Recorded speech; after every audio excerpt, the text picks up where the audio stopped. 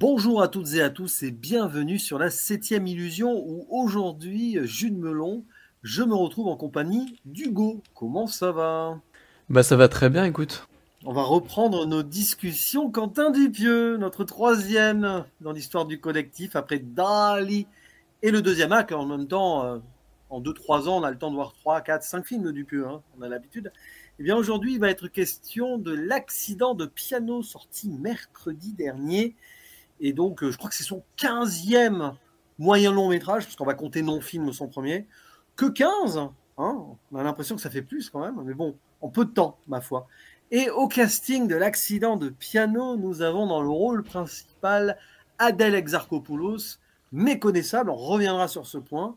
À ses côtés gravitent Sandrine Kiberlin, Jérôme Commandeur, ou encore Karim Leclou, qui n'avait jamais joué pour le coup pour Dupieux. Il n'a repris que Adèle, hein, qui était là dans Mandibule, bien sûr. Et quelques autres seconds rôles qu'on ne va pas forcément nommer, puisque ici, on a les 4 personnages principaux d'une sorte de comédie noire, on va dire ça, hein, parce que c'est ainsi que c'est, on va dire, estampillé, mais c'est plus noir que comédie, selon moi, où on va suivre les aventures d'une influenceuse qui doit avoir la trentaine, hein, oui, à peu près, Magali, surnommée Magaloche, qui, au fil des années, s'est beaucoup enrichie en postant sur les réseaux sociaux des vidéos choc court format où elle se fait du mal, mais en fait, elle ne souffre pas.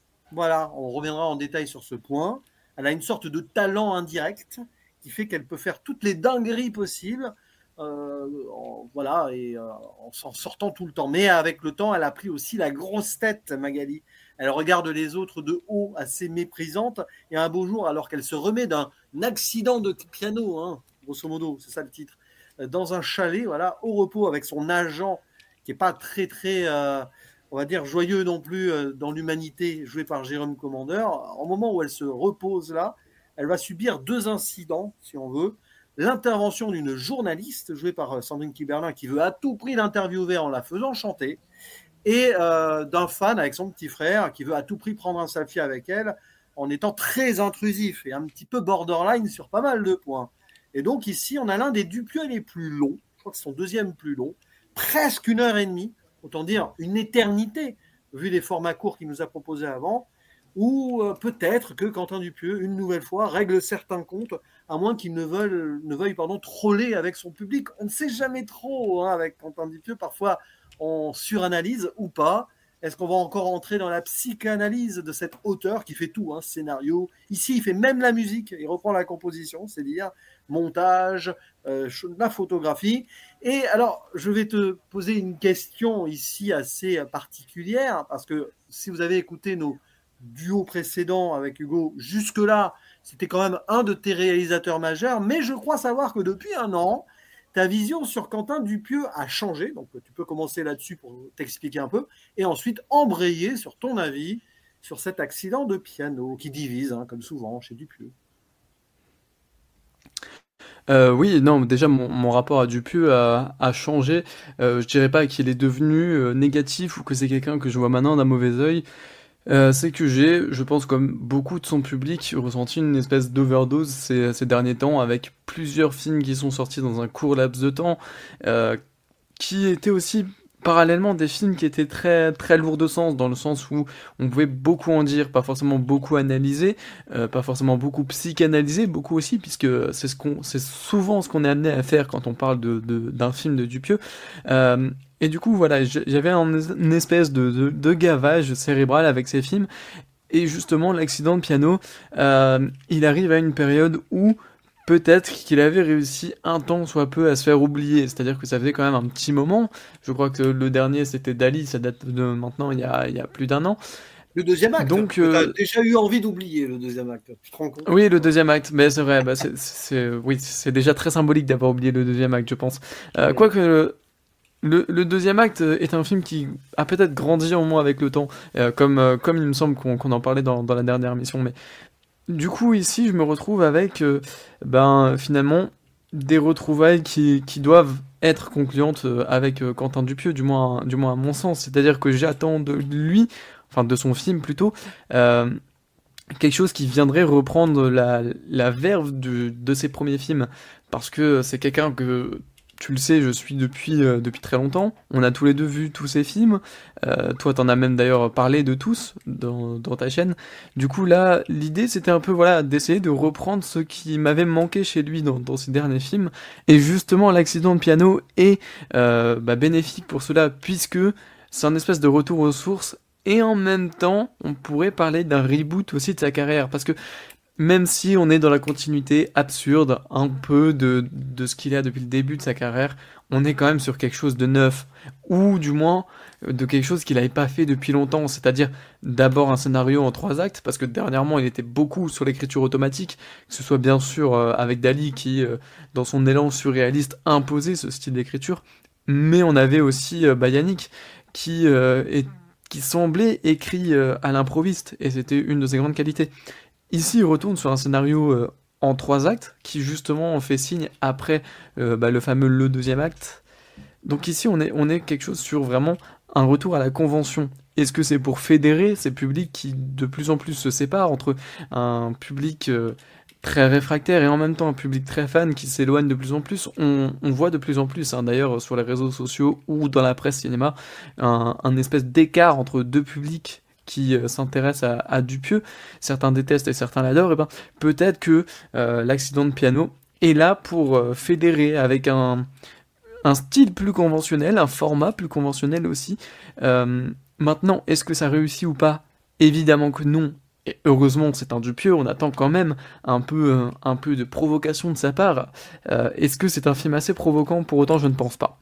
Pourtant, c'est un film qui me rappelle beaucoup ce qu'il faisait dans ses premiers films. On aura l'occasion d'en reparler. Justement, cette séparation, peut-être, avec la comédie, pour retrouver quelque chose de plus sombre, plus obscur. Et c'est aussi d'ailleurs, et ça j'en suis grandement content, c'est le retour du sang chez Quentin Dupieux.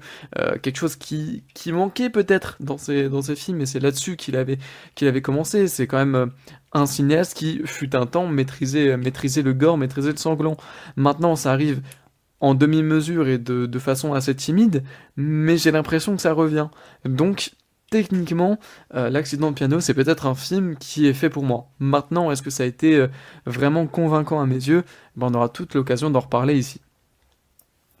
C'est vrai que c'était difficile de trop s'imaginer vers quoi il irait, parce qu'on le savait avec le deuxième acte, il le disait lui-même, ça refermait un petit peu une certaine boucle. D'ailleurs, c'était une sorte d'écho de son non-film aussi, le deuxième acte. Et vu à quel point il est allé loin, notamment dans l'autocritique ou le critique, enfin la critique plutôt, de ce monde dans lequel il évolue, avec peut-être parfois une once de cynisme, on ne savait pas trop, mais aussi une véritable tristesse. Déjà dans le deuxième acte, il y avait quelque chose d'assez sombre, sur la finalité en tout cas. Voilà, on attendait de voir ce que cet accident de piano, qui était d'ailleurs destiné au public, enfin, à un tournage américain à la base, c'était un projet anglophone en tout cas, qu'il a remis dans le circuit francophone, comme si quelque part il n'en avait pas encore fini avec certaines choses. Est-ce qu'il n'en a pas fini encore avec un certain règlement de compte, entre guillemets? Bonne question. Et c'est vrai que là-dessus, comme tu le dis, on revient vers quelque chose un peu, on peut dire, basique pour le cinéma de Dupieux. Par exemple, il y a beaucoup moins d'absurde, il y a quasiment rien de méta où on brise pas le quatrième mur, quoique peut-être que sur certaines scènes, on pourrait y voir des choses, quelques regards caméra, quelques retours en arrière. Il y a des petits trucs là-dessus où on sent que le démon qui habite Dupieux était presque à deux doigts de revenir, mais il se contient pour rester ici dans une histoire assez carrée, hein, comme tu le disais, 3 actes avec une progression, avec un côté un peu thriller aussi, et un côté un peu cruel. Quand on disait comédie noire, oui, bien sûr. Quelque part, on revient un petit peu à ce qu'il a fait récemment dans Le Dain. Il y a un petit peu cette construction aussi d'un personnage, on va dire, assez détestable et centré sur lui-même. Alors ici, il n'y a pas de blouson et tout, mais quelqu'un qui va basculer dans une sorte d'engrenage aussi. On le sent. Et en plus, dans le contexte montagnard, dans un isolement, on va dire, qui déconnecte. C'est-à-dire que l'accident j'allais dire l'accident de Dupieux, c'est amusant ça. C'est pas un accident le film. Au contraire, moi j'ai vraiment bien aimé. Je spoil déjà mon avis, mais l'accident de piano, il est dans cette idée de enfermer un personnage dans un autre monde qui n'est pas le sien, donc dans une déconnexion, pour peut-être lui faire reprendre, on va dire, peut-être corps avec elle-même ici, même si je pense que par rapport au Dain, c'est plus compliqué. Et en plus, dans cette idée de voir une influenceuse qui mélange toutes les générations, j'ai l'impression, de vidéastes potentiellement Internet. Elle-même étant née avec Internet, elle a visiblement voulu faire du jackass, donc c'est tout des débuts des années 2000. Première vidéo sur plus ou moins YouTube, on ne sait pas trop, dans un format qui rappellerait plutôt TikTok aujourd'hui. Tu vois, tu as l'impression que d'ailleurs, il y a un mélange de génération des influenceurs vidéo sur Internet et quelque part un écho à ce que Dupieux lui-même fait, c'est-à-dire que lui aussi, en faisant beaucoup de films en peu de temps et avec souvent des formats assez courts, il en devient presque une forme, indirectement, hein, d'influenceur cinéaste à sa façon, même si ce sont des œuvres d'art qu'il fait quand même. Hein. C'est-à-dire qu'il ne va pas Ouh là prendre, là, même s'il ouh fait là ça là. vite. Non, mais c'est vrai. Même s'il fait ça, il fait ça plus vite que les autres. Tu vois, par exemple, à quelqu'un qui va travailler une vidéo YouTube en faisant une vidéo YouTube une fois par mois ou tous les 2 mois, bah, quand tu vois des vidéastes, influenceurs qui font une vidéo tous les jours, bah, Dupieux, dans le système du cinéma, par rapport à des cinéastes qui prennent parfois 5 voire 10 ans à faire des films, lui, il fait des films tous les 6 mois, 1 an. Donc, tu vois, il y a un petit truc là-dessus. Et je pense qu'il essaye aussi de questionner quelque chose à travers ce film. Et bon, on ne va pas rentrer dans la psychanalyse encore, mais malgré tout, malgré certaines choses comme ça, malgré ce qu'on peut en dire, et ce que les gens disent, et d'ailleurs, dans le sens où ils divisent et c'est normal, moi je trouve que Dupieux a toujours cette cohérence et cette logique dans son art, et il réussit une nouvelle fois, personnellement, à me satisfaire. Après, on peut aller dans le débat du est-on obligé de creuser ses œuvres pour vraiment les apprécier, ou est-ce qu'au final, ce n'est pas du subterfuge, dans le sens où, est-ce que, comme tu le disais dans un commentaire sur ma vidéo d'ailleurs, est-ce que parfois, en prenant du recul et de la hauteur, on peut ne pas questionner les films de Dupieux plus négativement que si on les creusait ou les suranalysait? C'est ce que tu disais un petit peu en sous-jacence, quoi. C'est-à-dire que c'est facile d'aller creuser, de suranalyser des trucs. Mais derrière, qu'est-ce qu'il veut dire Dupieux vraiment? Surtout qu'il se défend lui-même. Parfois, il se défend, lui, de vouloir faire des trucs trop compliqués, trop intellectuels. Pourtant, selon moi, c'est pas le cas. Pour moi, Dupieux est un cinéaste qui est très riche dans ce qu'il propose. Bah, je pense surtout que c'est quelqu'un qui fait du cinéma de façon épidermique, si je peux dire. C'est-à-dire qu'il ressent un certain besoin de soit de parler de quelque chose, de plus ou moins un besoin politique, si on peut dire, même si c'est un mot qui est très large, mais un besoin de parler de quelque chose ou une envie de cinéma quelconque, un concept, une idée. C'était par exemple le cas, je pense, de Yannick qui mélangeait peut-être à la fois, de manière inconsciente, je pense, une réflexion quand même globalement plutôt politique, mais c'était plutôt, je pense, l'envie qu'il avait lui de simplement faire un film. Il a eu son concept qui était très drôle, enfin à ses yeux je pense, hein, j'imagine, et il s'est dit bon bah allez, je me lance là-dedans, écriture automatique, l'écriture est partie, et c'est quelque chose de très impulsif en fait dans sa façon de faire du cinéma, enfin je pense, hein, je sais pas sa façon de travailler et tout, mais je pense que c'est comme ça qu'il produit ses films. Et du coup, si réflexion politique, métatextuelle il doit y avoir, bah je pense que ce serait purement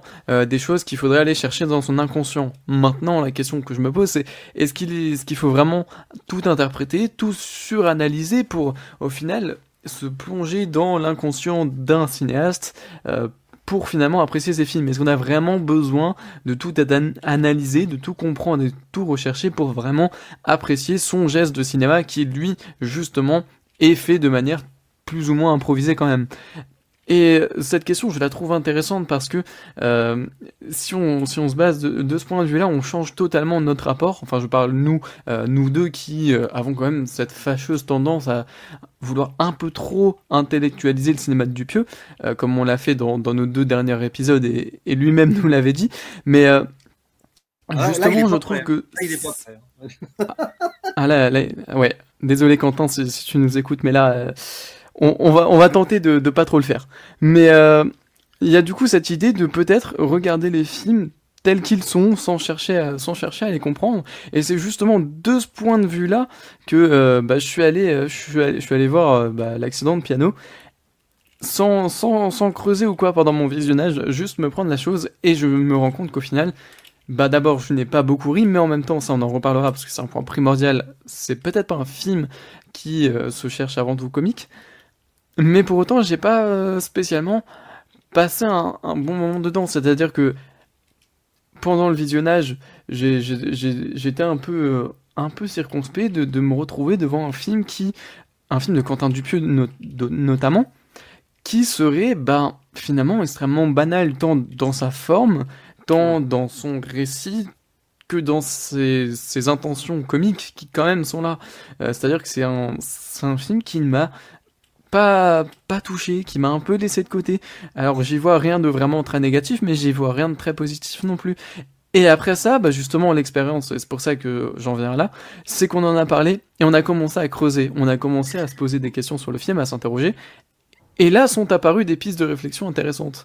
Donc c'est là que je me pose la question, nous tous, critiques, youtubeurs qui parlons de l'œuvre de Dupieux, comment est-ce qu'on doit appréhender son œuvre, quoi. Ça devient une problématique vraiment purement critique à chaque fois qu'il nous sort un film. Et c'est peut-être ça aussi qui le rend vraiment intéressant comme cinéaste, c'est-à-dire que il n'est pas facile à appréhender, et c'est quelqu'un qui se démarque de ce point de vue-là, c'est-à-dire que on peut rejeter totalement son œuvre de façon bête et méchante, parce que c'est parfois on entend dire par exemple que c'est un cinéaste misogyne, que c'est un cinéaste pujadiste, on a entendu ça de la part de l'ami Cyriac.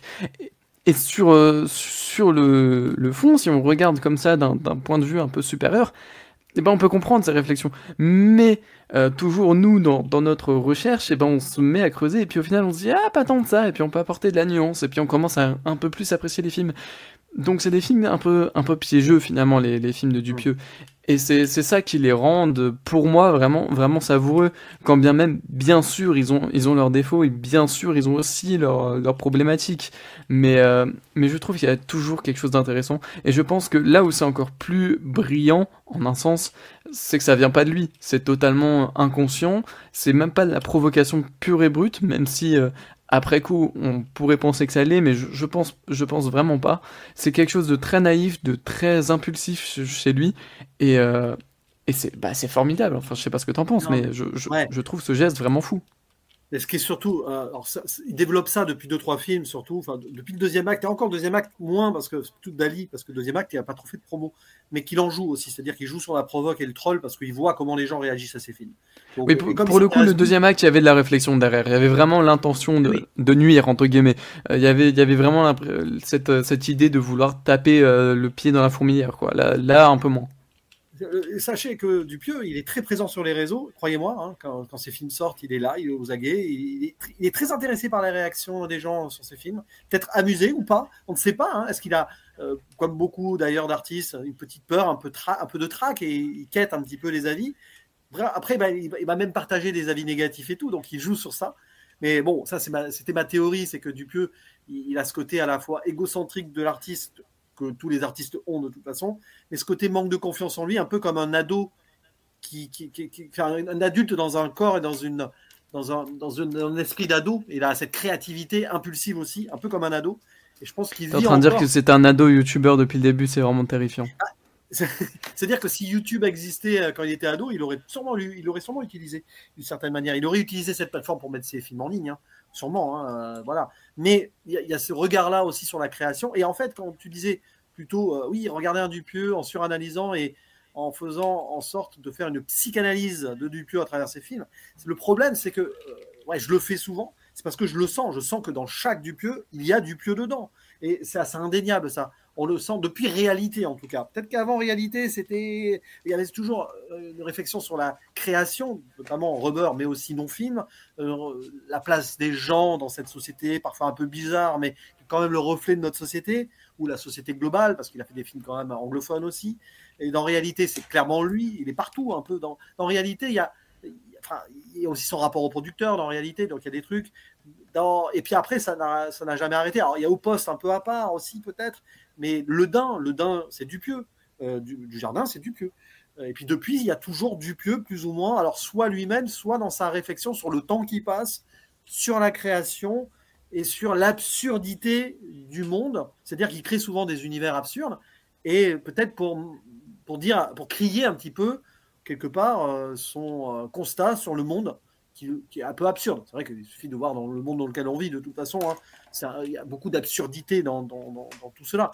Et là, alors, tu disais tout à l'heure que L'accident de piano était peut-être un film plus brutal, banal, pardon, brutal aussi, mais banal, moi je dirais plus frontal. C'est-à-dire qu'il dépouille dans L'accident de piano, à part quelques scènes, il dépouille de tout absurde. Enfin, il enferme ces personnages en l'absurdité de leur folie d'exagération, de leur surdimension en fait. Ce sont tous des gens qui sont attirés par l'appât du gain ou de reconnaissance, si tu vois. Et c'est-à-dire que tous les personnages dans l'accident de piano sont détestables parce que la société les a créés en tant qu'êtres détestables. Et le personnage Adèle Exarchopoulos est né en même temps qu'Internet et elle est devenue victime des dérives d'Internet. Victime du père aussi, on y reviendra dans la zone spoiler, même bon, spoiler le film, oui, pour la conclusion et tout. Mais regarde le personnage de Jérôme de Commandeur, sorte d'appât du gain qui abandonne sa famille, un capitaliste absolu qui trompe sa femme aussi. Sandrine Kiberlin, la journaliste qui va faire du chantage. Alors, ça vient d'un trauma par rapport aux frères et tout, d'accord. Et puis Karim Leclou, le fanatique absolu qui ne pense juste qu'à sa gloire personnelle à avoir un selfie avec elle, quoi. Il s'en fiche, en fait. Il est soi-disant fan d'elle, mais il s'en fiche. Il y a cette idée d'un regard noir sur le monde et des gens, des monstres. Pour moi, c'est un film de monstres, en fait, l'accident de piano. Mais des monstres déconstruits ou construits et déconstruits par la société. J'ai même envie de dire des rejetés, des recrachés, des vomis par la société. Il y a ce côté un peu, tu sais, des films un peu à la Délivrance ou Massacre à la tronçonneuse. Alors attention, c'est pas dans la même approche, hein, mais dans cette idée de gens un peu marginaux qui ont souffert de quelque chose et qui portent le mal en eux. Alors c'est un Je mal. serais pas étonné que ce soit ces références, hein, d'ailleurs, Délivrance Mais et Massacre à la tronçonneuse. il aime ce cinéma un peu à l'ancienne, slasher et tout, il l'a déjà dit, hein. Donc des séries B et tout. Et tu le sens, voilà, il y a la crasse de la société qui crée ces gens-là, c'est-à-dire qu'ils portent à la fois un regard triste sur ces gens, mais amusé indirectement parce que c'est comme ça. C'est-à-dire qu'il y a une forme de fatalité et de cynisme peut-être derrière, mais aussi, à travers le personnage de Magali, il y a Dupieux, quelque part. C'est-à-dire que lui aussi, il crée beaucoup. Magaloche, elle crée beaucoup. On est d'accord. Alors attention, c'est pas le même niveau. Là, c'est des vidéos de 10 secondes où elle se fait mal. Dupieux, lui, il se fait du bien en créant. Ça lui fait du bien de créer des films. Je pense qu'il y a un côté obsessionnel que même si du jour au lendemain, on lui a enlevé sa caméra, il serait très triste. Bon, il pourrait Oui, c'est ce que je faire de la dis, c'est musique. ce côté épidermique, impulsif Oui. de il faut que je fasse un film et je le fais maintenant, quoi. Et cette idée sur la création, pourquoi on crée et pourquoi. Alors là, du coup, on a l'exemple extrême négatif d'une Magaloche qui ne crée que parce que il n'y a que ça qu'elle sait faire, en fait, hein. Et depuis qu'elle est ado, elle a été construite comme ça parce qu'elle a vu à la télé, par le père aussi, qui a précipité, j'ai envie de dire, sa chute. Mais en même temps, elle en a profité, elle est devenue riche. Mais au final, pourquoi? Tu la sens heureuse, toi, Magaloche, dans le film? Pour moi, c'est un personnage profondément triste. Alors, il y a des gens qui ont critiqué, hein, l'écriture et la transformation physique aussi, d'ailleurs, hein, d'Adèle Exarchopoulos. Je ne sais pas ce que tu en penses là-dessus, mais pour moi, c'est pour tirer les gros traits sur la monstruosité créée par la société, en fait.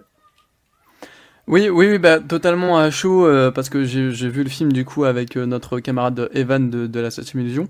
On s'était fait cette réflexion que beaucoup d'autres ont sur les réseaux sociaux, que ce serait encore une fois, alors encore une fois selon certains, hein, un film misogyne, parce que justement Adèle Exarchopoulos, qui est dans le cinéma français une espèce d'icône de beauté, et tout le temps chez Dupieux, entre guillemets, sali, dans le sens où, bah là, en l'occurrence, on lui met un espèce d'horrible appareil dentaire qui lui détruit le visage, et qui aussi, on se souvient bah, de son rôle dans Mandibule, où justement, elle avait de sacrés problèmes d'élocution, enfin son personnage en avait, et que ça la faisait tout le temps passer pour une débile. Autrement dit, dans un certain raccourci qu'on a pu faire, et que je m'excuse maintenant, parce que je trouve assez faux, mais c'est cette idée que voilà, Adèle Exarchopoulos est tout ce temps ridiculisée, montrée comme une débile, donc le film serait misogyne. En réalité, peut-être que dans une réaction à chaud, penser ça, c'est normal, mais quand on prend un peu de recul, et effectivement, ça c'est toi qui me l'avais dit en off, il n'y a pas un personnage qui est bon pour autant. C'est-à-dire qu'ils sont tous détestables. Que elle passe pour une débile et soit une personne absolument détestable, c'est une chose. Mais il faut aussi voir, et ce serait une erreur de ne pas le voir, que tous les autres personnages le sont aussi. Donc à partir de là, les potentielles attaques de misogynie sur l'accident de piano ne peuvent plus vraiment tenir, quoi. C'est-à-dire que ce serait plus quelque chose de la détestation de l'humain dans sa globalité que de la femme.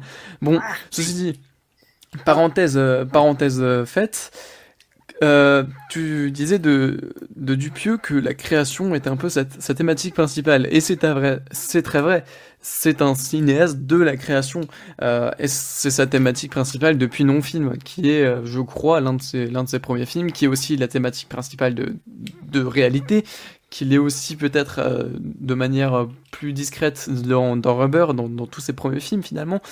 Euh, et là, il y a cette question justement euh, que Dupieux est un créateur, mais je ne dirais pas que c'est un créateur adolescent, et je ne dirais pas encore moins que c'est un créateur youtubeur dans le sens où toi tu l'as défini. Alors, Pour la oui. simple et bonne raison, je te laisserai la parole après, que si déjà il voulait se lancer sur YouTube, je suis persuadé qu'il l'aurait déjà fait, mais en plus de ça, bah, c'est quelqu'un qui a quand même une certaine postérité et un regard aussi un peu supérieur. C'est-à-dire que là, oui, il nous filme les nouvelles formes de création que sont TikTok, YouTube et tout le reste qui se ressemble dans la création de contenu comme peut le faire le personnage de Magaloche.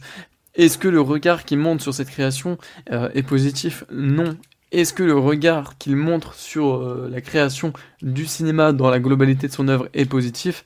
Bah déjà un peu plus. Donc ça montre qu'il y a un espèce de dédain, je pense, pour ces formes-là, que lui n'apprécie peut-être pas trop. Et même en dehors de ça, est-ce que c'est un point de vue réactionnaire de sa part? Non, je ne pense pas. C'est juste un point de vue de quelqu'un qui voit en mal et en noir. On l'a dit, c'est le retour de l'obscurité du cinéma de Dupieux. Ces créations qui sont peut-être capitalistes. Est-ce que ça en fait un film qui moque un peu ce discours cynique des influenceurs et de leurs pseudo-producteurs, hein, c'est un peu le rôle qu'a Jérôme Commander, justement, hein, si on fait le parallèle youtubeur-artiste, bah, Commander serait un peu le producteur, finalement. Bah, je pense qu'il voit ça en mal parce que soit il trouve ça complètement absurde, mais ça m'étonnerait pour un cinéaste comme lui de trouver ces formes de création-là absurdes, soit il voit quelque chose de mal dans le gain dans la possibilité de capitaliser sur ses contenus, hein, pour pas parler de forme artistique. Et du coup, on en revient encore à un autre propos que je disais. Je fais exprès de revenir là-dessus, mais Dupieux cinéaste pujadiste, c'est ce qu'on a pu entendre. Et moi, je le répète parce que c'est quand même quelque chose qui m'a fait cogiter. Bien sûr, le mot est fort et bien sûr, le mot est volontairement provocateur, mais il y a quand même cette idée-là d'être un peu anti-élite, un peu anti, industrie, j'ai envie de dire, dans la façon de concevoir la création de Dupieux. C'est-à-dire que quand c'est le cinéma de façon artisanale et épidermique comme lui le fait, ça ne lui pose pas de problème. D'ailleurs, il aime beaucoup les séries B. Mais quand c'est dans une logique d'industrialisation et qui représente aussi une forme de masse dans la création actuelle, parce que je pense quand même que YouTube, TikTok, etc., ont pris malheureusement le pied par-dessus le cinéma. Je pense que c'est devenu des formes d'image supérieures. Ben, je pense que finalement, il y a un espèce de regard pas forcément réactionnaire, mais un peu dédaigneux sur ces formes-là. Et, euh, et c'est là où son côté anti-élite. Parce que c'est clairement un Hmm. cinéaste qui est anti-élite, hein, qui fasse le reproche à des journalistes de surintellectualiser ses films, c'est quelque chose qu'il fait souvent, même quand on le rencontre en vrai. Donc c'est d'ailleurs super drôle. Mais c'est là-dessus, en fait, où finalement, ceux qui disent de lui que c'est un cinéaste pujadiste n'ont pas entièrement tort. C'est qu'à la fois, il a ce côté extrême gauche un peu anticapitaliste, par moments dans certaines formes, notamment dans l'accident de piano, mais il a aussi, au contraire, cette forme un peu anti-élite, voire même un peu obscurantiste, qui, euh, qui parfois lui font défaut. Mais Populiste. oui, Populiste. populiste, Ouais. populiste. Mais en fait, on parlait de création et tout, il y a une autre thématique principale, et je crois que celle-ci, elle est quasiment, mais dans tous les Dupieux, autant le côté création, des fois, je sais pas, dans Steak, ou peut-être la récréation du corps, ou dans Mandibule, aussi la création d'une créature, à un moment, bon, si on veut. Mais il y a une autre thématique qui est tout le temps là, je crois, chez Dupieux, c'est la marginalité. C'est-à-dire qu'à chaque fois, dans Dupieux, tu as des marginaux. Et je crois que dans tous les films, c'est le cas. À part le Et deuxième acte, peut-être, où ça peut se discuter, mais oui, dans l'ensemble, le oui. deuxième acte, tu as le côté marginal du figurant qui, justement, est pour moi le personnage principal, hein, dans le deuxième acte. Ça finit sur lui. Et ça finit sur lui comme ça finit sur beaucoup de personnages de ces films récents. Ça finit sur quelque chose de dur. Et on va y revenir d'ailleurs ici en zone spoiler après. Mais dans cette idée de la marginalité, et ça va exactement dans ce que tu dis, ce rapport à la création par l'artisanat. C'est-à-dire qu'aujourd'hui, si tu veux continuer à créer par artisanat, et ce que Dupieux ne fait plus, parce que maintenant il a un budget, d'ailleurs il le dit, il le dit en interview. Maintenant j'ai un budget plus confortable, c'est mieux pour moi. C'est-à-dire qu'il crache pas dans la soupe non plus. Il est C'est un aussi cinéaste qui marche, qui malgré tout, malgré toutes les divisions, trouve son public, toujours. Et voilà, et il est dans le système et il sent. Et si voilà, il a 8,6 millions d'euros, je ne sais pas si c'est son plus gros budget, j'en sais rien. Si un jour on lui propose 20 millions, il ne dira pas non. Pourquoi il dirait non, après tout il est rentré dans le truc, mais il a conscience. Et si on lui propose 200 millions pour un Marvel, est-ce qu'il le ferait? Marvel pour Dupieux, je pense que c'est plutôt le MCU qui ne proposera jamais à Dupieux de faire un film. Alors là, il te le pirate. Et c'est ça, c'est un peu un. Et Fumer fait tousser à 200 millions, s'il vous plaît. Bah, remarque, Fumer fait tousser, quand tu vois la bande-annonce des 4 Fantastiques, je te dis, c'est pas un remake, les 4 Fantastiques de Fumer fait tousser. C'est un peu la même chose. Mais non, mais plus sérieusement, remarque, Fumer fait tousser, c'est à la fois le cinéma qui semble grosse production de visu comme ça, et un peu artisanat, notamment avec le rat et tout, ou le poisson, enfin bon. Mais dans cette idée que malgré l'argent, il garde dans le côté artisan avant tout, et dans ses films, il y a souvent dans la marginalité un côté underground aussi. Alors, c'est le paradoxe ici de l'accident du piano, c'est que tu sens que la magaloche là, de visu comme ça, c'est pour ça peut-être qu'il la grime ainsi, elle n'a pas du tout l'apparence d'une star. C'est-à-dire que quand bien même, voilà, quelqu'un qui gagnerait des milliards comme elle, tu crois qu'elle aurait cet accoutrement aujourd'hui? Bien sûr que non. Et on sent qu'elle a quand même, malgré elle, gardé quelque chose de simple et roots, tu vois, dans les racines de ces trucs. Et je pense qu'il a voulu jouer là-dessus. Il a voulu faire un contre-cliché en mode, vous voyez, là, c'est ma star, ma galoche, et pourtant, elle a toujours cet appareil. Elle ne prend pas forcément très soin de son corps au sens large et de ses vêtements, en tout cas. À un moment, elle le dit d'ailleurs, elle garde les bagues, c'est juste pour le style. Elle n'en a plus besoin. Et ça, tu vois, c'est le côté adolescent de ce personnage qui a commencé à cet âge-là, quand elle avait ses bagues, elle les a gardées. Et tu as un petit peu Dupieux aussi. Quand je disais cinéaste, oui, c'est le côté. C'est le côté films, populiste du youtubeur aussi. Oui, c'est aussi. de se dire que c'est des gens qui viennent de la marge et qui sont rentrés dans le système par la création, je ne veux pas dire artistique non plus, il faut pas déconner, mais par la création d'images audiovisuelles ou tout ce que vous voulez qui se rapporte à TikTok, YouTube, etc. quoi. Puis à plus à côté, je crois que c'est la journaliste qui le dit, vous avez plein de demeures à droite à gauche et tout, ça veut dire qu'elle a quand même dépensé son argent. Donc tu vois, c'est le côté là-dessus. Et quand je disais Dupieux, réalisateur adolescent, je pensais plutôt dans le côté bric-à-brac de l'impulsion de la création et l'idée, j'ai une idée, je la développe, je vais au bout, je fais un film. On me donne la possibilité de le faire. Là où peut-être à sa place d'autres cinéastes qui comme lui a peut-être, je sais pas, alors 5-6 idées par an, peut-être qu'il en a des idées qu'il abandonne, Dupieux, j'en suis sûr. Je pense qu'il a un tiroir chez lui. Il y a des idées finalement qui ne sont pas au bout. Mais lui, on va dire une fois sur 3, il va aller au bout de son idée, là où d'autres cinéastes vont peut-être aller au bout une fois sur 15, une fois sur 20. Quoi. Tu vois ce que je veux dire? Bah oui, et puis parce que les cinéastes scénaristes, c'est pas si fréquent que ça non plus. Mais voilà. De ce qu'il avait dit lui-même, de ses propres mots, l'accident de piano devait être beaucoup plus long à la base. Et il l'avait coupé, c'est bien la preuve qu'il y avait plein d'autres idées. On avait eu aussi, alors ça je vais pas en parler parce que c'est pas des sources officielles, mais des leaks de scènes qui étaient présentées et qui n'ont rien à voir finalement avec ce film en question. Mais du coup il y a toute cette idée c'est un cinéaste qui a de multiples idées qui apparaissent voilà de façon sporadique presque. C'est presque la force de Dupieux, c'est que comme il a le regard final sur tout, c'est-à-dire montage et tout, il va à l'essentiel quand il fait le montage. Peut-être que quand il tourne, il fait des films où ça arrive à 2 heures de film, j'en sais rien. Et alors, il sait couper ses films au rasoir. Ça se sent que c'est vraiment le montage est au diapason de l'artiste qui a créé. Quoi. Pour ça que... C'est un peu le Hong Sang-soo français finalement. Et j'aime bien faire des comparaisons qui n'ont rien à voir. Et là, tu rigoles, mais en même temps, Hong Sang-soo, il fait pratiquement tout dans ses films aussi. Parfois même, il fait la musique. Je crois. Il fait tellement la musique d'ailleurs. Ça serait intéressant de savoir ce que Quentin Dupieux pense de Hong Sang-soo. Tiens, voilà. Si tu nous écoutes, Quentin, n'hésite pas à nous le dire. Peut-être qu'il n'en pense rien, mais qu'il oui, je pense qu'il en pense rien. Gars. Je pense qu'il n'en pense pas grand-chose, mais il admirerait l'idée que le gars, il est un peu comme moi. Il fait des films à l'appel comme ça, en faisant tout. Mais c'est pas du tout le même style, c'est sûr. Prenez Dupieux et Hong Sang-soo, c'est pas tout à fait la même approche quand même. Mais bon, pour revenir à cette idée, l'artisan créateur dans la marge. C'est-à-dire que finalement, Dupieux, il reste à la marge, mais il n'a jamais été autant dans le système. À être là, et en plus, à chaque film, il fait de plus en plus de succès. Je crois que là, il a eu sa meilleure première semaine, ou du moins sa meilleure première journée en salle. Alors c'était la Et fête ça du cinéma correspond avec le fait que l'accident de piano est bel et bien son plus gros budget. aussi, en plus. Et que 8,6 finalement, à terme, si ça continue comme ça, dans 5-10 ans, on lui propose des 20 millions et des 30 millions. Hein. Mais peut-être Ouais, qu'il 20 a. millions avec Danny Boone. Mais qu'est-ce que. Remarque qu'il serait capable de bien faire jouer Danny Boone. Moi, Il je serait veux capable. voir ça. Il y a un acteur que j'ai envie de voir chez Dupieux, c'est Franck Dubosc, parce qu'il est capable. Il y a quelque Ah chose oui, avec lui. oui, oui, totalement. Voilà. Bah, par Voilà. exemple, le dernier film de Franck Dubosc, je sais plus son nom, c'est Ah, sur la très neige. Hein. dupieusien. Voilà, il y avait un côté Lodin, je crois, mais je ne l'ai pas encore vu, un ours dans le Jura. Mais, Et ouais, ah, mais il y a un côté Le Dain, effectivement. C'est un mélange de Fargo et du Dain.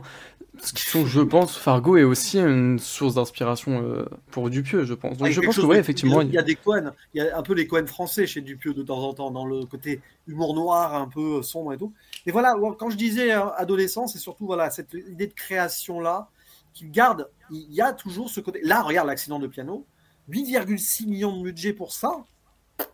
Bon, je pense que les acteurs ont eu beaucoup de salaire, alors du coup, parce que honnêtement, à part peut-être la reconstruction, peut-être qu'ils ont reconstruit le chalet, j'en sais rien.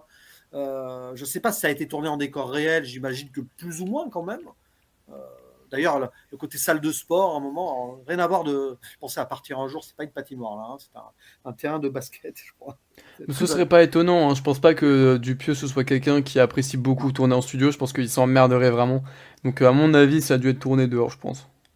Ouais, il y a que, je crois, au moins Fumer fait tousser, ça a été tourné en studio, et Yannick, ça a été tourné dans un vrai théâtre, donc voilà, c'est des exemples. Mais voilà, cette idée que Dupieux, il a cette impulsion-là, et dans l'accident du piano, tu as à la fois le côté impulsif, le côté assez série B quand même, je pense il est back to the roots. C'est vraiment, voilà, vous avez aimé Le Dain, voyez l'accident de piano, hein, je pense que c'est exactement ça. Et Non, ce je suis pas côté sûr non aussi, plus. et ce côté huis clos enfermement, toujours, hein, c'est-à-dire que c'est marginaux, il les enferme dans son univers à lui, et aussi dans le monde, et dans cette idée de comment regarde-t-il le monde. Et d'ailleurs, est-ce que Dupieux s'enferme dans son univers pour refuser de regarder le monde, ou est-ce qu'avec ce film-là, je sens qu'avec ce film-là, il est toujours enfermé dans l'univers Dupieux, on est dans l'univers Dupieux, bien sûr, c'est-à-dire que c'est à la fois notre réalité et pas tout à fait, mais en dépouillant ici l'absurde, parce qu'il n'y a vraiment pas d'absurde au final, hein. Tout est réaliste, plus ou moins, on va dire quand même, à part éventuellement la maladie de Magaloche, mais c'est réel, ça existe, il y a des gens qui ne souffrent pas, et quand bien même ces gens qui ne souffrent pas, à mon avis, ne pourraient pas se faire rouler par des monster trucks et tout, sans qu'il y ait quand même des gros dégâts internes au niveau des organes, hein, si tu vois ce que je veux dire. Elle est quasiment super-héroïque hein, dans sa manière. Hein. À part ça, on est vraiment dans un Dupieux hyper terre-à-terre, et du coup, enfermer tout ça dans son univers-là, mais ne regarde-t-il pas le monde de façon encore plus frontale que d'habitude? Un peu comme dans Yannick, là, pour le coup. Hein. Parce que Yannick, c'était son film le plus social frontal, je dirais. Hein. Oui, bah déjà Yannick, c'était la naissance, si on peut dire ça comme ça, d'une potentielle vision politique ou du moins de quelque chose d'ouvertement réflexif sur le monde. C'était en suspens quand même, mais c'était déjà là, ce qui n'apparaissait pas forcément dans ces autres films avant et ce qui, je pense, ne reviendra pas ou pas sous cette forme dans le cinéma Dupieux. Je pense pas que ce soit quelqu'un de vraiment très, comment dire acté dans le besoin d'une manifestation politique. Je pense pas que ce soit quelqu'un qui ait besoin de revendiquer beaucoup de choses sur un plan vraiment politique. Je trouve que, je pense, hein, je suppose que au vu Non, mais il le de fait ces films et de ce naturellement. qu'ils nous disent, c'est Quand il qu'il parle il du a pas monde, forcément besoin de se révolter non plus, quoi. non, non, non, mais quand il parle du monde, il a un regard politique, qu'il le veuille ou non. De toute façon, hein, c'est comme ça. Après, ses idéaux politiques en tant que tels, déjà, bah, ça n'appartient qu'à lui au final, parce qu'il n'a pas envie d'en parler. Et au final, est-ce que d'ailleurs il s'intéresse? Moi, je pense que c'est plutôt quelqu'un qui s'en fiche complètement de la vie politique. Il est dans son monde. Hein. Moi, il est dans son monde, il crée dans son monde et il crée ses mondes dans son monde. Mais quand bien même il crée dans son monde, il interagit avec des gens. Hein. Il a des producteurs, il a des potes, il a fait de la musique avant, il a des amis. Enfin, tu vois ce que je veux dire, quoi. C'est, je sais pas, au niveau de la famille, je crois qu'il est très discret là-dessus. Mais il est pas en reclus dans son chalet en campagne, lui. Hein. Je pense quand même qu'il interagit avec pas mal de gens. Je le vois plutôt d'ailleurs assez convivial et tout, moi, dans la vraie vie du pur, hein, en soi. Oui, oui, oui, oui, oui. Et puis Donc, c'est quand même quelqu'un qui, malgré tout ce qu'on peut dire, on peut l'imaginer reclus ou quoi, c'est quand même quelqu'un qui d'abord fait des films avec sa femme, Yoann Le Boru, qui est, je crois, chef Oui, décoratrice de tous ces films, et oui, qui, c'est aussi quelqu'un qui se présente toujours très ouvert. Dans les avant-premières, je l'ai déjà rencontré deux, trois fois. C'est toujours quelqu'un qui reste à la fin de la séance pour pouvoir parler, ou à défaut, qui vient un peu en avance pour pouvoir parler aux gens. Il a bien quand sûr. même, je trouve, cette envie voilà, de retrouver son public de façon bah, finalement très populiste, hein. Comme on disait tout à l'heure, c'est vraiment voilà, ce besoin de rencontre avec le peuple, si on peut dire ça comme ça. Le mot est bien sûr fort, mais Et il analyse, c'est-à-dire qu'à chaque rencontre avec des gens, il analyse, ça lui donne des idées pour ses films d'après, hein. Je pense qu'il a une faculté d'analyse et de regard sur le monde. oui, et c'est Peut-être pour ça qu'il même. construit pas ses films totalement seul non plus. On se l'imagine reclus dans son petit monde à écrire, à faire des films. En réalité, c'est quelqu'un qui s'inspire de ce qu'il entend de lui. Il a beau dire qu'il aime pas spécialement les journalistes ou qu'il trouve ça trop intellectuel ou quoi. Bah, on a déjà remarqué, nous d'abord, qu'il écoute ce qu'on dit. Et que petit à petit, dans ses films, les idées globales qu'on peut entendre de la part de son public sont quand même entendues et sont quand même, si on peut dire, corrigées. Peut-être que c'est inconscient chez lui, hein, mais je trouve que c'est quelqu'un qui façonne ses films avec son public. C'est encore une fois cette idée d'un cinéaste qui serait populiste. Je pense que c'est finalement le grand thème et la grande confirmation de l'accident de piano. Ah oui, ah ben après, ça ne veut pas dire qu'il va donner aux gens ce qu'ils veulent vraiment, c'est-à-dire qu'il va Ah non, jouer avec ah ça non, non, aussi. non. Au contraire, il est conscient de ce que les gens veulent pour aller potentiellement dans la provocation et aller dans la frustration aussi du public. Et C'est un grand taquin. C'est oui, un c'est un grand grand taquin. taquin. C'est quelque chose qui le rend vraiment fascinant. Et alors, bon, on va spoiler l'accident de piano, parce que là, il faut quand même qu'on explique vite fait, parce que ça a un rapport assez mélancolique et triste au film, hein. Alors, l'accident de piano, grosso modo, spoiler, hein, c'est ce moment où c'est allé trop loin. C'est-à-dire cette idée de la boucle infernale, hein. À force d'être célèbre, de donner au public des choses, le public en veut plus, ou du moins, on donne l'impression, enfin, on a l'impression que le public en veut plus, donc on va plus loin. C'est ce que Magaloche va faire, une cascade avec un piano. En soi, ça n'a pas l'air beaucoup plus dangereux que ce qu'elle ce qu'elle subit avant avec un Monster Truck, hein. Sauf que, à un moment, voilà, le piano, au lieu de le mettre à 10 mètres, elle va vouloir le mettre à 20 mètres. Elle, bon, elle aurait rien subi en soi. 20, 30 mètres, c'est pareil pour elle. Mais alors là, on a tout le côté envers du décor très triste, avec d'ailleurs le frère de la journaliste qui va être obligé d'obéir à ses desiderata. Elle fait sa petite chef, quoi, hein. Après tout, c'est elle qui a l'argent. Et qui c'est qui va prendre? C'est la pauvre coiffeuse, là, en plus, qui ne sert à rien.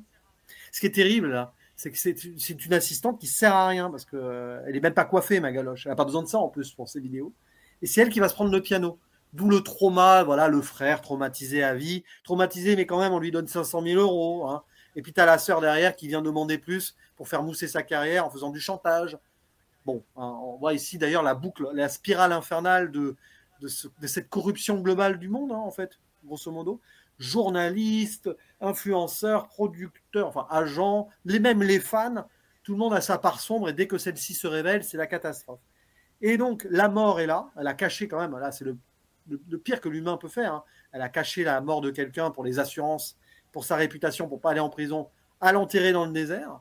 Voilà, il y a ce côté un peu pré-slasher. Et après, une fois qu'elle est dans l'engrenage, Magaloche, elle va aller tuer la journaliste. On va passer, hein, sur les moments de l'interview où elle se moque de la journaliste.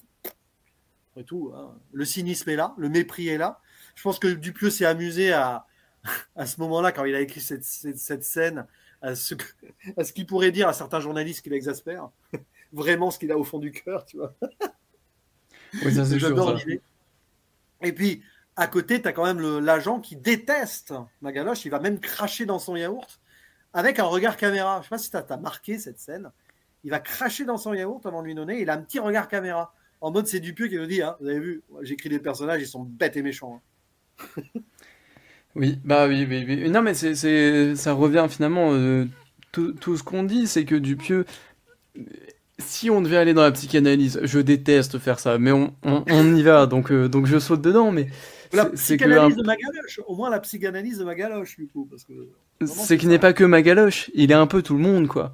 Et encore une fois, il est tout le monde, il est le peuple. Oh là là, mais je me déteste quand j'ai des trucs comme ça. Ça veut Mais dire qu'il déteste le peuple, là. Non, il déteste pas le peuple, c'est faux. Mais je pense que le côté non, non, sombre je de pense pas. chaque être humain a une part sombre, et là, il s'amuse dans la monstruosité construite par une société là, qu'il juge décadente, hein, d'une manière ou d'une autre. il décide de mettre en avant la noirceur et de montrer un monde dans lequel il n'y a aucune âme, il n'y a aucune lueur, en fait. Mais il y a des origines à ça. C'est-à-dire qu'autant le personnage de Jérôme Commandeur, alors lui, il est détestable, il n'y a rien à, il y a rien à en tirer. Hein. Le gars, il est miso, parce que c'est ça, hein, sa femme, il s'en fout. Enfin, ses enfants, enfin, il est que en visio, quoi. Voilà, ok, super. Il est là que pour le pognon, et pourtant, il déteste son boulot. C'est le gars qui a gardé son boulot juste pour le pognon. Mais les autres, Magaloche, elle a sa construction négative à cause du père, hein. Enfin, on va y revenir. La journaliste, bah, quand même, il y a eu le frère qui a eu un trauma, donc on peut imaginer que, tu vois, elle a dû le consoler, j'en sais rien, j'ai dit des bêtises. Hein. En fait, ils sont Et, tous voilà. misogynes.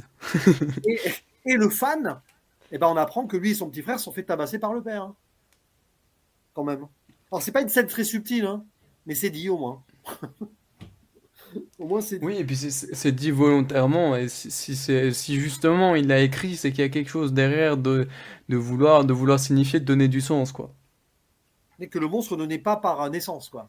C'est ça. L'essence du monstre est créée par un trauma, par quelque chose, quoi. Et Magaloche, je sais pas ce que tu en as pensé, mais c'est à cause de son père qu'elle en est là. Déjà parce que c'est lui qui regarde Jackass, donc elle n'a pas de chance, elle tombe là-dessus. Elle voit son père rire, on peut imaginer que son père, il s'en fichait d'elle, hein, grosso modo. Là, elle le voit heureux, donc elle se dit, je vais faire D'ailleurs, des le père qui ressemble beaucoup à Dupieux, hein. Je tiens à le dire quand même, parce que c'était une réflexion que je m'étais faite, mais quand même.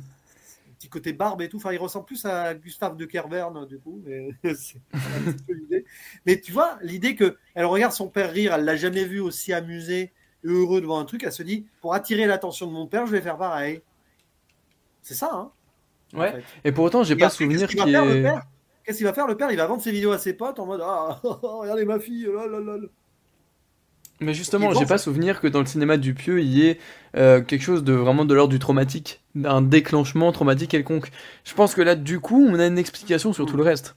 Le dent. S'il y a, Le dent. s'il y a une filiation. Ouais, le daim peut-être, Et Yannick effectivement. aussi. Yannick, il y a le fait qu'il soit marginal social, qu'il souffre et qui, pour son seul jour de pause, en je sais pas combien de temps, il doit payer un truc et il trouve que c'est à chier, et il pète un plomb. Il y a le malaise social dans Yannick, le pauvre, voilà, hein, quoi, Oui, il c'est a vrai. dit merde et il le dit, plus ou moins. Et dans le Dain, visiblement, il s'est fait larguer par sa meuf parce qu'il était insupportable. D'ailleurs, dans le Dain, c'est et si tu n'existais pas, la chanson de Joe Dassin, il n'existe plus, quoi. Mais tu peux creuser, il y a des personnages qui sont détruits moralement et qui n'ont plus rien à perdre, hein, dans les films de Oui, dans Dupieux aussi. réalité aussi, maintenant que je le vois, il y a peut-être un peu de cette idée-là. Ouais, parce que c'est vrai qu'il doit trouver à tout prix le cri, là, sinon sa carrière est fichue. Ouais, ouais, c'est ça. Ah, ouais. Ouais, et puis, non, mais c'est. Puis même dans Au Poste, hein, le gars, il a pas l'air très, très joyeux non plus. Enfin, tu vois. Même le flic Poulvord dans Au Poste, c'est pas Même, joyeux, joyeux. Hein. même le personnage de Orelsan, c'est là un peu le génie d'avoir casté Orelsan là-dedans, quoi. C'est vrai. Ouais, c'est vrai, mais c'est ça qui est terrible. C'est-à-dire que, en gros, pour moi, Magaloche, c'est la prostituée du système. C'est son père qui l'a vendue comme un proxénète. Hein. Et derrière, une fois qu'elle a mis le nez dedans, bah, elle a gagné de l'argent, le sacro-saint argent qui fait qu'elle n'a jamais arrêté. Et elle ne pouvait arrêter qu'avec un drame. Et une série de drames où elle va tuer la journaliste. Et en plus, tu as le sorte de running gag à la fin. Elle tue la journaliste, mais il y a le réceptionniste de l'hôtel qui l'a reconnue. Elle tue le réceptionniste de l'hôtel, et puis il y a la serveuse derrière. Elle doit tuer la serveuse. Et du coup, à Ça la voudrait fin, dire que pour Dupieux, le mal absolu, ce serait le capitalisme. Eh ben voilà. Eh ben merci ah, Dupieux. mais pourtant ils l'utilisent. Mais dans l'idée où les excès d'eux, c'est toujours les excès d'eux, ou le côté sombre d'eux. C'est-à-dire qu'il va jamais juger négativement à 100%. Mais dès qu'on est dans l'engrenage du sombre et du too much, c'est la catastrophe, quoi. Et après, bah, évidemment, elle se suicide. Elle décide de se suicider. C'est pas un geste anodin de la faire terminer comme ça. Parce que pour le coup, je crois que c'est le premier personnage de Dupieux dans un film qui se suicide. Hein. Bah, alors là, j'ai Et, pas d'autres souvenirs, hein, en tout cas. et qu'il le fait par cynisme, avec quand même, qui est une des grandes scènes du film, je pense, qui est celle de sponsoriser sa vidéo de suicide. Qui est quand même le jusqu'au boutisme là pour le coup, là où je trouve l'accident de piano vraiment trop gentillé, tant dans ses gestes noirs, tant dans son gore, tant dans sa dynamique, on va dire, de, de critique un peu de l'humanité. Je trouve vraiment ce film trop gentil et c'est en ça que je le trouve aussi trop banal, mais là-dessus, sur cette scène, pour le coup, je trouve qu'il fait fort. Je trouve que là, il a trouvé vraiment quelque chose, un moyen de faire rire de façon noire et obscure qui, là, pour le coup, ouais, là, me chope. avec les fans qui prennent en photo, en plus, et qui la laissent tomber en sachant très bien qu'elle va crever, sûrement, mais ils s'en foutent, en fait. Ils ne pensent qu'à leur gueule. Alors, c'est une fin à la fois hyper sombre, hyper dure, un peu cynique aussi, évidemment, et hyper poétique. Poétique, hein, pas politique, attention.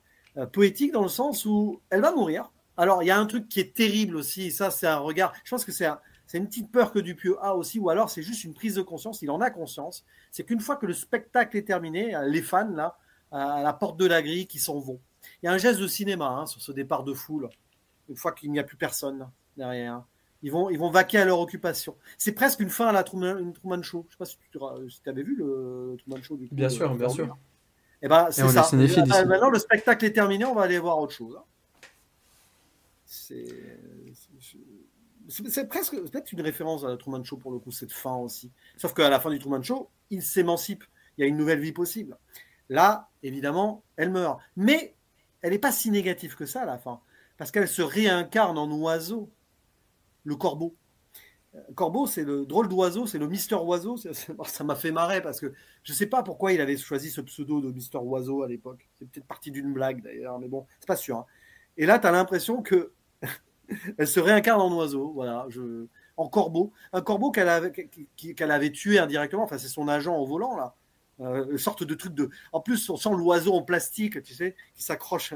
On sent le truc artisanal, vraiment, alors qu'avec 8,6 millions d'euros, tu aurais pu faire un truc en CGI plus propre, hein, quand même, quand tu y penses. Non, mais Donc, je un pense que oiseau. jamais de sa vie ne touchera à la CGI. Franchement, faut se le Mais dire. c'est pour ça que ça me fait marrer. C'est génial, c'est un vrai geste, quoi. Et cet oiseau, qu'elle l'enterre dans la neige, une scène magnifique. T'as même un moment avec une sorte de bulle de lumière qui apparaît, qui englobe les personnages quand elle entoure le corbeau. Je suis sûr que c'est voulu dans dans le positionnement de la caméra. Il y a quelque chose là où elle dit, quand elle enterre le corbeau, elle dit j'espère que tu te réincarneras en quelque chose de mieux. C'est-à-dire qu'elle a une vision vraiment négative de tout ce qui était en vie, en fait, y compris sa propre vie pour en arriver au suicide à la fin. Et ironie du sort, elle se réincarne en cet oiseau qui ressort de la neige, elle le ressuscite par sa mort, en fait. Et en fait, elle se réincarne en quelque chose de mieux, quelque chose qu'elle avait jugé pas top quand elle l'avait enterré, quoi. Tu vois l'ironie du truc, quand même, là. Ouais, c'est vrai, c'est vrai. Et c'est de la poésie, ça. Parce qu'il y a une forme de poésie, là, quand même, dans cet acte. On dit ce qu'on veut de Dupieux, il est capable de moments comme ça. Pas la première fois, hein, mais là, je pense que c'est quand même un moment. Avec la fin de Yannick, c'est quand même un de ces moments les plus touchants, je pense. Que la fin de Oui, Yannick, oui, oui, oui. Non, ce genre de moments sont assez rares, mais en même temps, ils sont très précieux dans sa filmographie. Ça arrive pas tout le temps et on les attend. On les attend beaucoup et peut-être que c'est justement, là, c'est apparu avec Yannick. Il y en a peut-être eu aussi un peu dans Dali, ce genre de parenthèse un peu émotive. ou Euh, le daim à la fin, quand finalement c'est le daim voilà, qui prend le oui, dessus. Ouais, oui, tout à fait. Et je pense que ce n'est qu'une simple hypothèse, mais je pense que Dupieux va s'ouvrir plus vers ce genre de choses-là, non pas par envie ou par besoin, mais parce que j'ai l'impression que dans ces derniers films, ça arrive de plus en plus souvent quand même. Enfin, l'intention de vouloir émouvoir, de vouloir créer une sorte de poésie, ça se fait de plus en plus. Donc j'ai l'impression qu'on va aller vers là pour l'avenir. Ouais, et puis tu as aussi l'importance de la bande son, plus que jamais, là, j'ai envie de dire, parce que il l'a composé. Alors, il y a une histoire de fou derrière la bande son, c'est que le piano là qu'on voit tomber et tout, qui est utilisé pour l'accident de piano, c'est un piano qui ne fonctionnait plus, ou qui était tout désaccordé, tout branlant, enfin voilà. Et il a décidé, avant donc de créer cette scène, il a décidé de jouer avec Quentin Dupieux, et il en a fait sa BO. Une BO tout en dissonance, très cryptique, elle est flippante. Je l'ai réécoutée à part sur Spotify, c'est très spécial quand même. Parce que ça a l'air, c'est pas joué par hasard. Il y a un rythme et tout hein, derrière. C'est assez étonnant quand même. C'est un vrai geste aussi. Pour le coup, là, le musicien revient.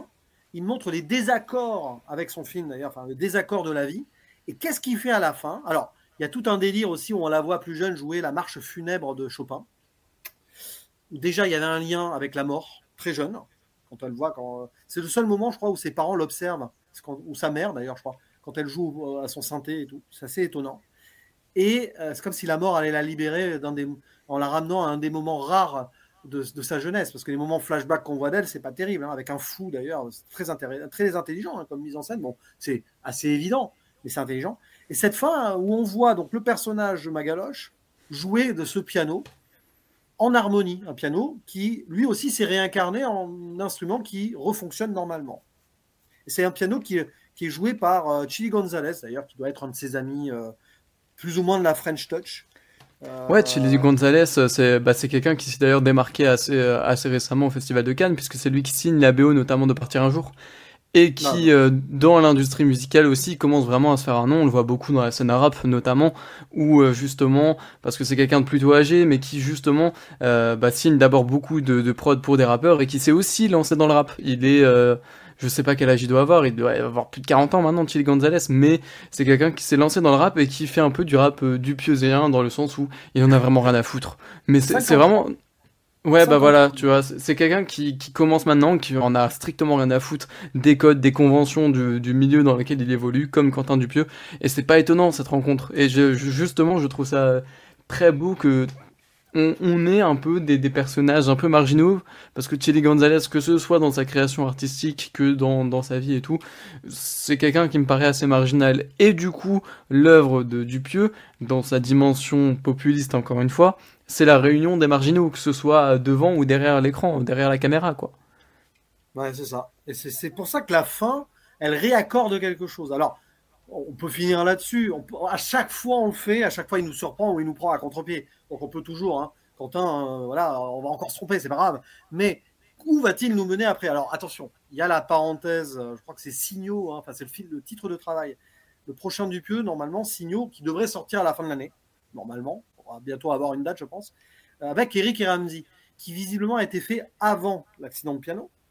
Donc, on va pas voir ça comme une continuité. J'imagine, alors peut-être que j'ai tort, hein, j'imagine que ça va être une parenthèse, un petit peu pour souffler, un peu comique, comme il l'a fait pour Mandibule. Hein, tu vois un peu. Comme il a fait pour Steak, avec les mêmes Eric et Ramsey. Voilà, il a commencé avec Steak, mais c'est vrai qu'il s'est lancé là-dessus. Et Mandibule, par exemple, qui était plus aussi un film centré sur un duo de comiques, c'est moins dupieusien, même s'ils sont quand même dupieusiens, ces films, pour prendre une respiration un peu. Quand bien même il y a la mouche et tout, l'artisanat, c'est Oui, l'idée, on y regarde. et puis justement, Mandibule, ça a aussi ce côté, pour le coup, d'habitude on essaie d'un ton péjoratif, mais là, faut pas le faire, mais ce côté comédie populaire, quoi. Je pense que ça peut marcher. Ça peut marcher si s'il prononce un peu moins son style et qu'il s'allie à un duo de comédiens comme il le fait là. D'ailleurs, c'est assez intéressant, mais on a aussi échangé. Et puis quelqu'un sur Twitter, je ne sais plus qui, avait dit que Dupieux c'était un peu le monde à l'envers, quoi. En parlant de la chaîne YouTube Le Monde à l'envers. Ben oui, c'est quelqu'un qui est capable de s'accaparer parfois des duos comiques pour faire de la pure parodie, pour faire du pur comique. C'est aussi un pan de sa filmographie. Ça marche, ça marche toujours. Donc oui, je pense qu'il a besoin, je sais pas s'il va le faire, mais je pense qu'il a besoin d'une parenthèse comme ça, de s'allier un peu, peut-être aussi de déléguer peut-être un peu certains de ses fonctions, de ses travaux, pour prendre un souffle un peu. Mais aussi bien, on va être pris à contre-pied, ça va être une sorte de comédie dramatique avec Eric Ramsey à contre-emploi. Hein. Attention. Aussi bien, il nous fait Massacre à la tronçonneuse avec Eric et Ramsey, c'est possible. Mais parce que surtout que Eric et Ramsey, en tant que duo comique, c'est plus la même popularité qu'avant. Donc peut-être les utiliser autrement serait une idée aussi intéressante. Hein. Surtout que ce sont des acteurs, surtout Ramsey, qui ont joué d'autres rôles. Hein. Ramsey, vous le prenez dans les films de Basma Kasmi, hein, je crois que c'est Baya Kasmi, la compagne de Michel Leclerc. Hein. C'est pas le même genre de rôle qu'Eric et Ramsey, par exemple, que les films où il y avait Eric et Ramsey. Et puis quand il sert d'Eric et Ramsey, il s'en sert un peu, enfin dans Steak, du coup, ce qui était son premier film, il s'en sert un peu comme il se sert d'Adèle Exarchopoulos maintenant, c'est-à-dire que ils étaient quand même au sommet de leur popularité à cette époque-là, et il vient décider de littéralement leur rogner la tronche, quoi, avec les chirurgies esthétiques, etc., etc.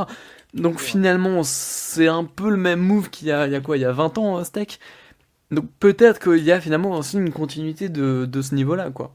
Aussi bien, il va nous surprendre, ça va être une sorte de suite de Steak. Attention, hein, on verra bien.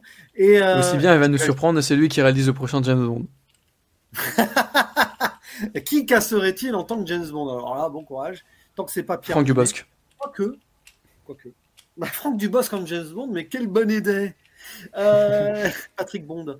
Mais du coup, l'idée derrière, c'est que fera-t-il après? Donc, Signaux, va-t-il refaire un projet anglophone? Parce que c'était un petit peu prévu, mais est-ce que il y a eu du mal peut-être à boucler les financements, parce que maintenant, Dupieux, malgré lui peut-être, il devient vraiment le réalisateur franco-français. Hein. Depuis au poste, forcément, voilà. Mais il a toujours des contacts avec des acteurs anglophones, surtout de séries qu'il faisait jouer à l'époque. Je pense pas qu'il refasse un film avec Marilyn Manson, quoique. Peut-être quand même. Alors là, bon Alors courage. la possibilité a été évoquée en avant-première et ouais, il serait pas contre quand l'affaire autour de Manson se serait calmée. Bon, voilà, Oui, parenthèse à part. il a conscience quand même que voilà, il irait pas trop dans la provoque là, quand même. Hein. Faut peut-être pas Le déconner. troisième acte. T'imagines, il fait un film avec Kevin Spacey, Marilyn Manson, avec tous les problématiques. Ouais, ça s'appellerait le troisième acte. Mais voilà, il y a un truc qu'il n'a pas encore fait dans son cinéma. Indirectement, il l'a fait avec Wrong Cops. Wrong et Wrong Cops, c'est-à-dire une suite. Bon, je pense pas que ça soit dans son style. Mais comme je disais en off, et on finira là-dessus pour plaisanter, pourquoi pas une comédie musicale Dupieux un jour avec quelques compos électroniques de reprises de standards et les acteurs qui Comédie musicale avec Adèle Exarchopoulos qui nous fait des sons dadaïstes pendant 1h30, s'il vous plaît, Dupieux. Et t'imagines un jour, Gros Contre-Pied nous fait un film de 2h30. Alors là. Ouais, avec que des plans séquences. Ah, mais déjà dans Rubber, il y en avait. Hein.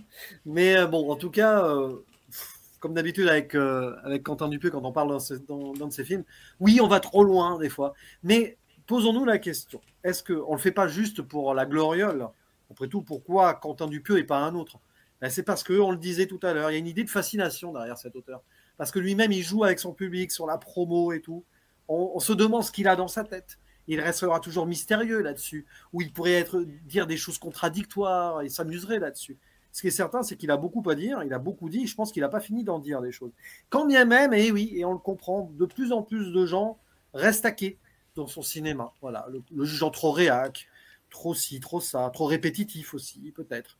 Même si, oui, il y a une répétition, il y a une boucle du pieu. C'est-à-dire que il avance en boucle, en spirale, tu vois. C'est-à-dire que il se répète, mais il avance quand même en même temps. Je fais un dessin en même temps avec mon doigt, vous ne voyez pas, mais c'est cette idée, quoi. C'est toujours fascinant en tout cas, et c'est vrai que oui, si on suranalyse, hein, et encore une fois, désolé Quentin, c'est que on pense que voilà, son cinéma est en rapport avec ce qu'il a au fond de lui, c'est tout. C'est un artiste créateur qui gère tout dans ses films, scénario, tout ça. Donc forcément, qui met énormément de lui, peut-être plus de lui que d'autres cinéastes au final. Donc c'est pas si logique que ça. Après, seul lui a sa propre vérité. Ignore-t-il pas sa propre vérité au final? Peut-être qu'il se laisse porter et qu'il ne sait même pas ce qu'il fera dans 3 ans. Et il s'en fiche d'ailleurs. C'est peut-être ça la beauté aussi de sa carrière. Hein. Il se laisse aussi Oui, porter. on revient à ce que je disais, mais peut-être que c'est un cinéaste qui écrit et fait des films de façon totalement impulsive, sans même avoir d'idée préconçue avant ou quoi, et que quand l'idée lui vient, il l'a fait, et puis il a les budgets pour le faire, donc c'est facile. Voilà, et puis je pense qu'il n'a pas fini d'avoir du budget et il l'utilisera toujours à bon escient en espérant qu'il n'y aura pas de CGI ou d'intelligence artificielle dans ses films un jour. Alors, s'il l'utilise, rappelez-vous le deuxième acte. Hein. Rappelez-vous le deuxième acte.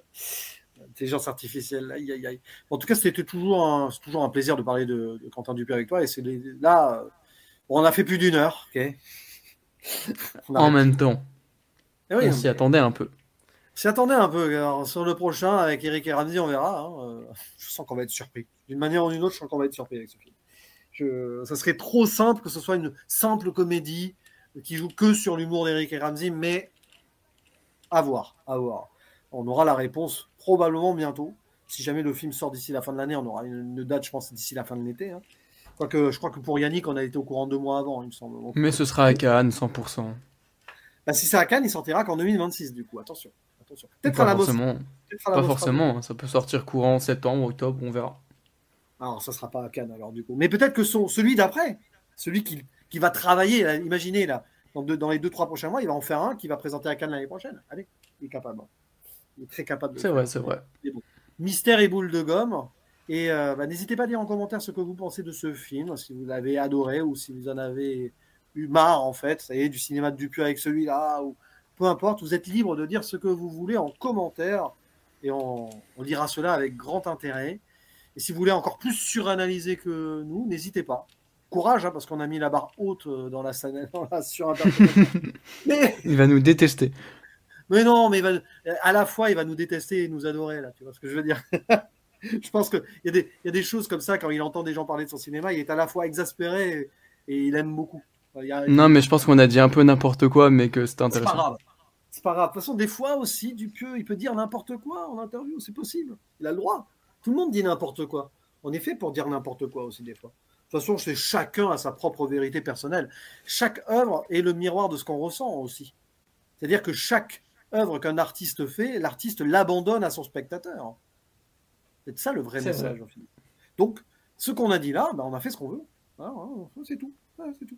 Et oui, ce film ne t'appartient plus, Quentin, une fois que tu le sors en salle. C'est comme ça, c'est la vie. Mais ça, Je ça, pense il en est totalement conscient, ça. clairement, il en a conscience. Donc, c'est pour ça qu'il s'amuse beaucoup des réactions des gens, de toute façon.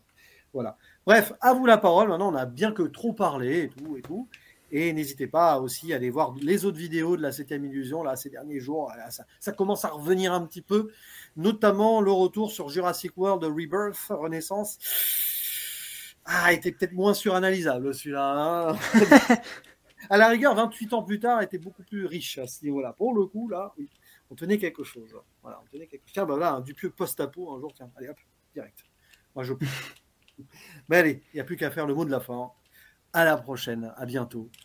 Bisous. Salut, salut.